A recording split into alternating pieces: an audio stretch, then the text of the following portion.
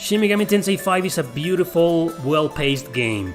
I agree. A lot of people have started saying that it isn't, that it's the opposite, that it's boring and bland. You know, they weren't saying that when it came out.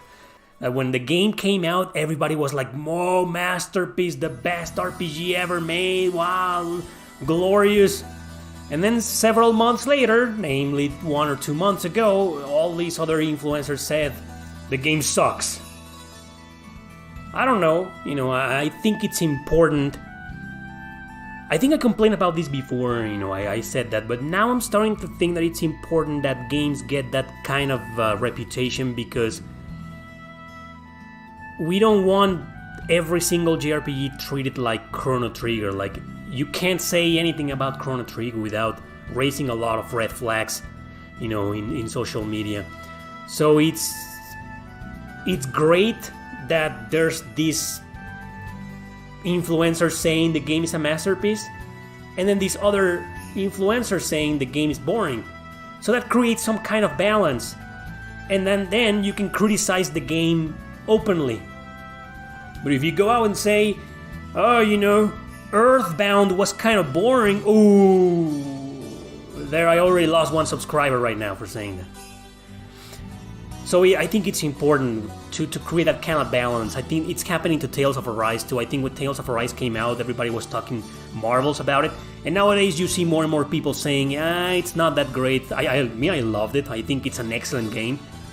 But it's not the best Tales game in my opinion. So I think it's okay, Because I was mad. I was seeing all these comments on Shin Megami Tensei 5 and I was like, how dare they?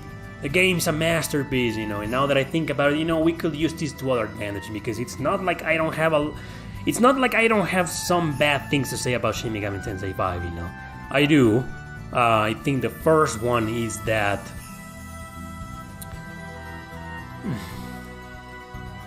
I think the areas were too long. When you start a different area in Shin Megami Tensei 5, you get this change of scenery and changing music, and music in these games is phenomenal.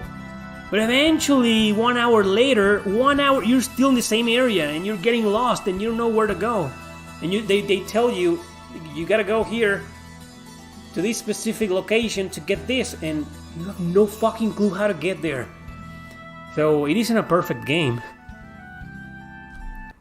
Somebody was asking about Shin Megami Tensei 4, I think. How far did you get into it? I didn't get very far because I remember the game was telling me to do side quests, and I was like, okay, no, I don't want to do this, I want to continue the main story. No, you gotta go back to the same freaking dungeon 3 times and kill these 3 demons or find these items, and I was like, man, what? This is not... What the fuck, man? So,